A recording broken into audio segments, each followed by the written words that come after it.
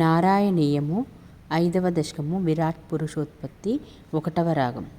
వ్యక్తావ్యక్తమిదం న కించిదభవత్ ప్రాక్ప్రాకృతప్రేక్షయే మాయాయాం గుణసామ్యరుద్ధవికృతౌ త్వయ్యాగతాయాలయం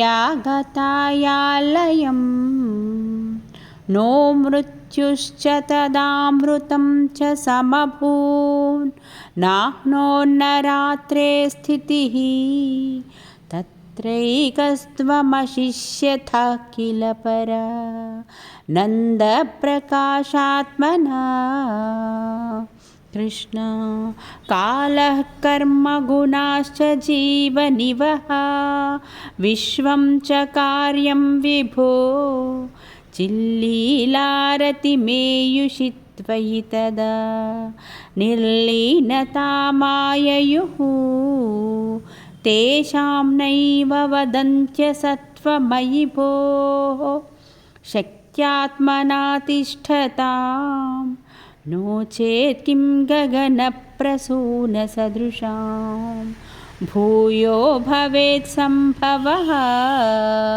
కృష్ణ ఏవం చ ద్విపరార్థకాలవిగతా వీక్షాంసి సృక్షాత్మికాం బిభ్రాణే త్వయి చుక్షుభే త్రిభువనీ భావాయ మాయా స్వయం మాయాతః ఖలు కాలశక్తిరఖిలా దృష్టం స్వభావోऽపి చ ప్రాదుర్భూయ గుణాన్ వికాస్య విదుదుః తస్యా సహాయక్రియాం.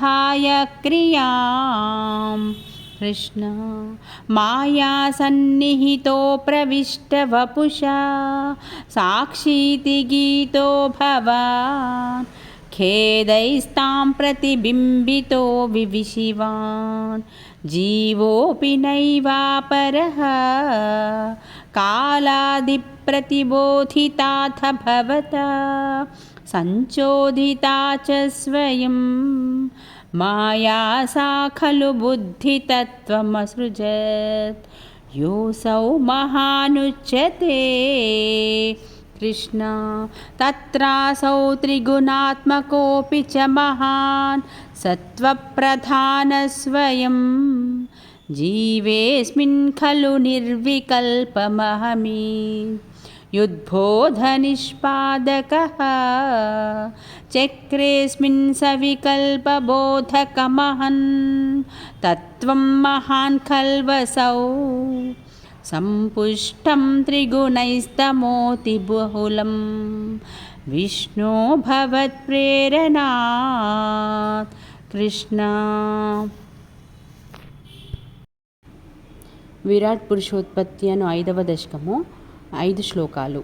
శ్రీహరయే నమః. హరే కృష్ణ.